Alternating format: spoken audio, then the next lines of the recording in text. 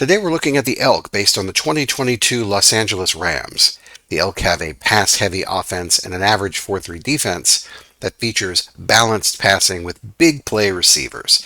They have two special rules: red zone risk, which actually cuts both ways on offense and defense, and get open, which helps one of their receivers create separation from cornerbacks. The Elk feature three formations on offense. Bunch is their run heavy, shotgun is their balanced formation, and gun trips is their pass heavy formation. On defense, we see they have three formations. 4-3 is their run heavy formation, nickel is their balanced, and dime is their pass heavy. Let's take a look now at red zone risk, which cuts both ways on offense and defense. When in the shaded zones, defensive breakaways actually draw an extra game day card. In red zone risk, this applies on both offense and defense. Whenever the ball is in the shaded zones, which is that red zone area, this would be at the 15, 10, or 5, defensive breakaways draw an extra game day card. That happens whenever any team has the ball in the red zone. So it's good for the Elk defense, and it's bad for the Elk offense. One thing to note is that both teams get 2 free red zone risk tokens, so you can use it and deploy it, as well as earn it through skilled play calling by getting a defensive breakaway. So you've got a minimum number of 2 times that it'll happen, plus as many times as you can chain breakaways together.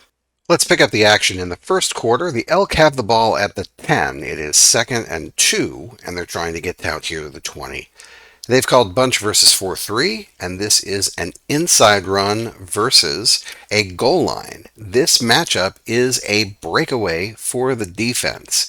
Now, because the Elk are inside the red zone, they're in this shaded area, and the defense has triggered a breakaway, that means that they're going to pull 2 game day cards when they resolve this play. So we're going to flip these 2, and they will choose which one they want.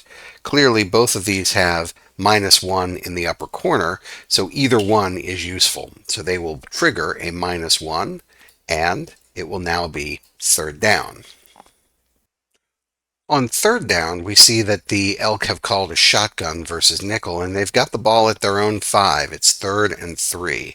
They come out with a wide receiver screen, and we see that the call is a 2-man under. So 6 minus 3 is a gain of 3. If they get some game day help, this will be a 1st down.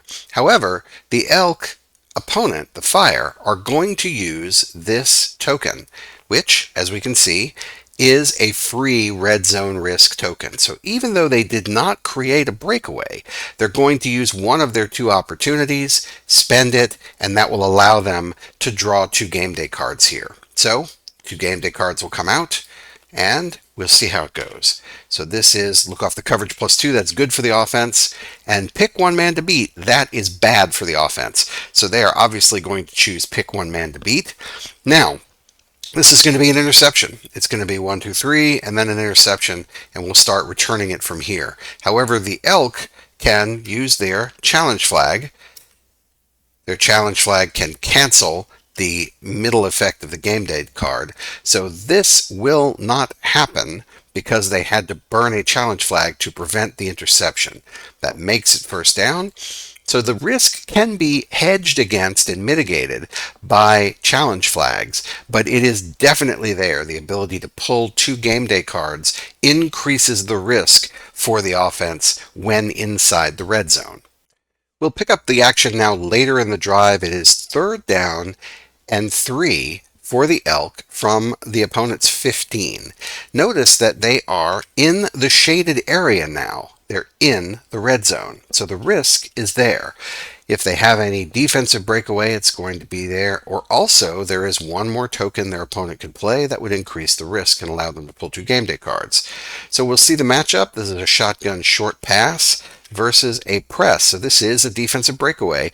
This will result in 2 game day cards being drawn. So notice it's not just their own end zone, it's the end zone that they're trying to reach as well. The red zone risk is on either side of the field. We see a speed kills and a defensive instant replay, but notice, because this is a breakaway, they can take the upper corner, which on both of these cards is a -2. So it really doesn't matter which card they pick. They're going to take the -2, and that will back them up to the 25, and it's now 4th down. They're probably going to kick a field goal from here. So the risk increases when you're in either shaded area.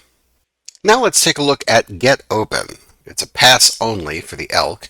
The receiver runs an exceptional route, and you can spend a challenge flag before you draw game day cards to pull 3 instead of just 1. Let's pick up the action in the second quarter now. It's 2nd and 2 from the 40 for the elk, and they've called gun trips versus dime. The matchup is a deep post, which is a long pass, versus man-to-man. So no breakaway here. 8 minus 4 is going to be a gain of 4 if it's complete. The card will need green text in order to be complete. Before pulling the game day card, the elk are deciding to use get open. It's a pass play only, and you have to use it before the game day draw. They're going to spend a challenge flag to draw 3 game day cards instead of 1. So they're going to flip their challenge flag over. It is now spent, and now we will pull 3 game day cards. The first one, the second one, and the third one. And this is what we're going to choose. The first one is throw away. It's a play equals 0. That's not great. The next one is a QB sack. That's even worse. We need a green text card for it to be complete, and there it is. That's a perfect route. So this is going to actually not only complete that pass, 8 on 4 is a gain of 4, but it will add 1 for the perfect route. So we get 4 for the matchup, 1, 2, 3, 4, and then 1 more for the perfect route. And now it is 1st down. The Elk are based on a team that won a Super Bowl, and they are a lot of fun to play. Their running attack is not very strong. It's kind of an average running game, and they do have that higher red zone risk that we showed you. But the passing attack is very formidable, and it is a ton of fun to get open with Cooper Kupp and get that ball completed in those low accuracy passes. So enjoy the Elk and try to win another Super Bowl.